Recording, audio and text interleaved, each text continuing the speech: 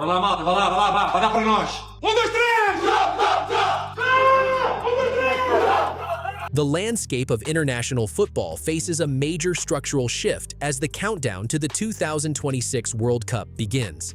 The driving force behind this disruption is a completely transformed Portuguese national team. For decades, this selection was known for fleeting flashes of brilliance rather than sustained tactical dominance. Today, that old narrative is being systematically dismantled.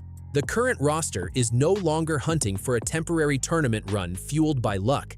Instead, the Federation is actively engineering a permanent football dynasty.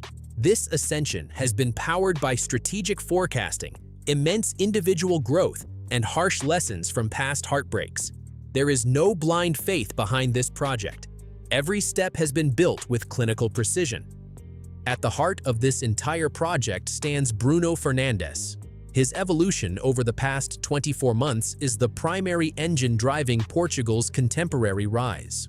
Once criticized for being an erratic playmaker who routinely surrendered possession, Fernandes has transformed into an authoritative midfield commander operating at the peak of his powers. In Martinez's fluid system, he controls the absolute tempo of international fixtures with staggering maturity. He knows exactly when to slow the game down and precisely when to accelerate the vertical attack.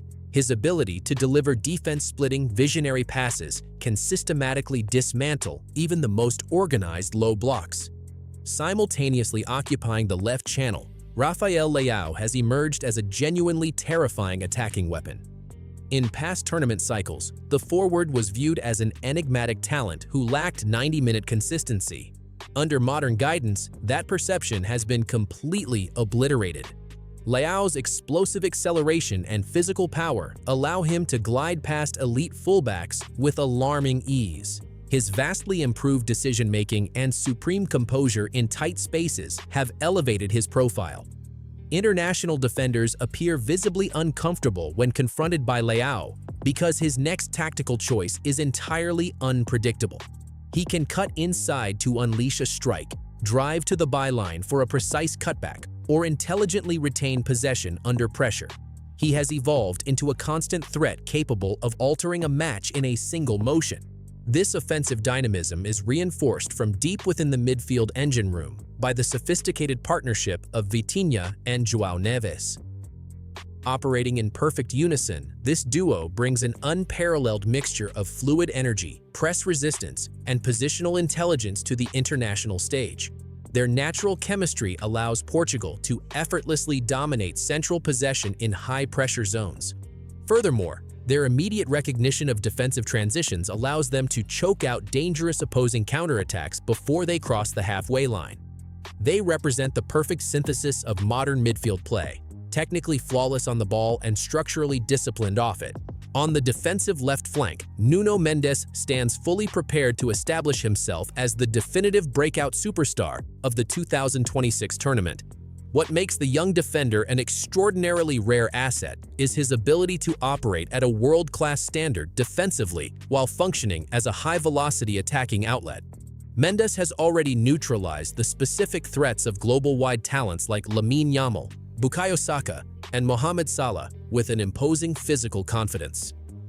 Simultaneously, his devastating overlapping runs forward generate an incredibly complex tactical partnership with Rafael Leao. This combination completely overwhelms opposing defensive blocks with wave after wave of high-speed pressure, subjecting the opposition's right side to 90 minutes of physical exhaustion. Directly behind this dynamic structure, a defensive backline has been constructed that inspires an absolute sense of invulnerability. Ruben Dias marshals this entire apparatus with a vocal, commanding authority and elite spatial organization. Sharing the central defensive duties alongside him is Goncalo Inácio, who introduces a sublime technical composure and elite left-footed progressive passing. When you supplement this central core with world-class fullbacks like Diogo Dalot and João Cancelo, you possess a defensive unit that has undergone a staggering structural evolution. Both players provide immense tactical versatility and unique inverted positioning. What global analysts once universally pointed to as Portugal's traditional Achilles heel has now been masterfully converted into the team's greatest collective fortress. This profound systemic evolution became absolutely undeniable during the intense tactical environment of the Nations League final against Spain. This specific fixture served as the ultimate test to determine whether Portugal's newly forged identity could dismantle a suffocating possession machine.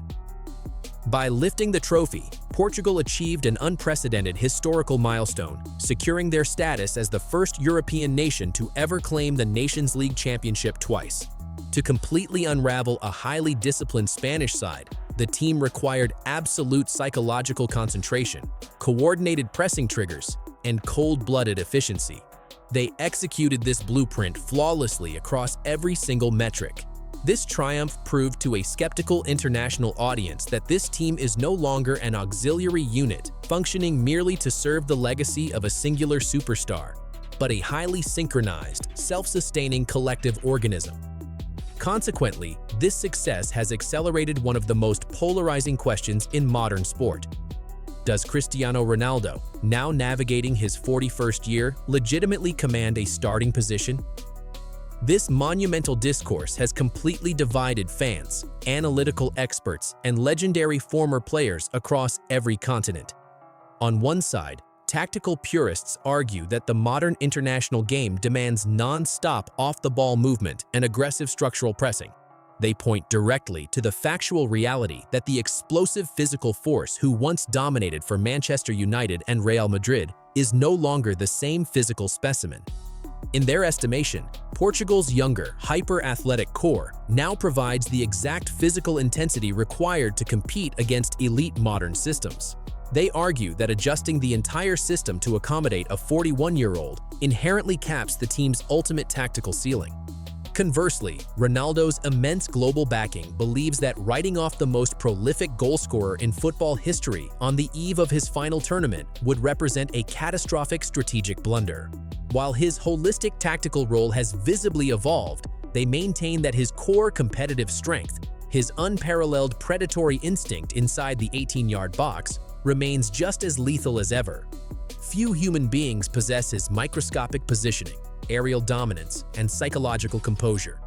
And do you want to know something as well with Cristiano? He'll have looked at what's gone on with the big four, like the Haalands, the Messi's the one, he scores a goals, hat-trick, and he'll be fuming. Yeah. He'll be fuming. Yeah. For a 41-year-old to be playing centre forward, I just don't get it. I think you might get away with it as centre half. You might do in a team that keeps the ball, but as a centre forward with a 40, I think he's a little bit selfish. That he's actually for himself.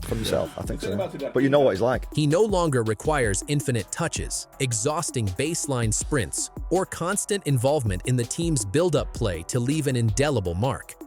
A solitary, perfectly timed diagonal run, one pinpoint cross, or a high-stakes penalty is all he requires to completely alter the destiny of a match.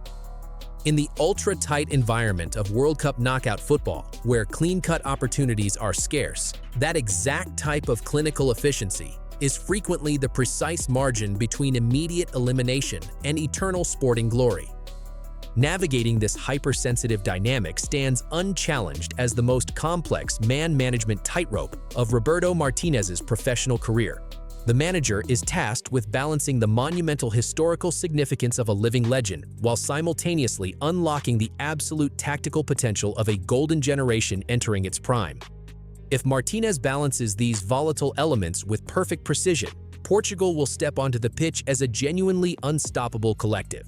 If he miscalculates this human equation, the entire campaign risks dissolving into a highly disruptive media circus focused entirely on a singular individual's ego. Even the most revered figures within Portuguese football openly acknowledge the profound complexity of this situation. Legendary winger Luis Figo has consistently stressed the absolute necessity of prioritizing collective team harmony above any singular icon. On the other hand, Deco has publicly highlighted the immensely positive psychological influence Ronaldo continues to exert behind closed doors. His unmatched veteran experience, elite winning mentality, and obsessive desire to achieve perfection continue to serve as a massive psychological anchor for the younger players. Meanwhile, the global Portuguese diaspora watches with their hearts in their mouths, collectively yearning for one final, poetically perfect redemptive chapter. As the 2026 World Cup prepares to take center stage, the trajectory of this Portuguese narrative feels like it is hurtling toward one of two completely extreme conclusions. International football at this elite classification can be a brutally cold-blooded environment, and there always exists a distinct possibility of a repetitive historical tragedy. It is easy to imagine a scenario where tactical friction leads to another heartbreaking premature exit, capturing a benched, isolated icon walking dejectedly away from the pitch. But there is a secondary path fully within the structural grasp of this selection. A path where Bruno Fernandes completely dictates the tempo of a World Cup semi-final with total geometric authority, where Rafael Leao systematically tears apart an opposing right-back, where João Neves and Vitinha utterly suffocate an elite midfield opposition, and where Nuno Mendes relentlessly storms up and down the flank. If every single component operates at peak efficiency, Portugal possesses the exact tactical variation required to produce the most dominant tournament run in modern history. What renders this specific journey so intensely captivating to the global audience is the staggering contrast it holds against those grim, melancholic emotions of December 2022. Back then, a visually devastated, broken Cristiano Ronaldo departed the pitch in Qatar with tears streaming down his face. The global football community collectively assumed they were witnessing the definitive, tragic postscript of an extraordinary professional journey. The overwhelming consensus across international media dictated that the story had reached its natural, unchangeable conclusion. But the Portuguese nation and its footballing infrastructure flatly refused to accept that melancholy script. Instead of allowing structural disappointment and public mourning to define the parameters of their future, the federation chose to rebuild from the foundation up, evolve their tactical philosophy, and cultivate a deeply united roster anchored by genuine collective belief. What was once a highly fragile selection carrying the crushing weight of past institutional failures has transitioned into a terrifyingly capable collective machine chasing ultimate immortality. Now, with the entire world watching in absolute anticipation, they stand on the precipice of a definitive historical moment that could permanently reshape the landscape of football history forever.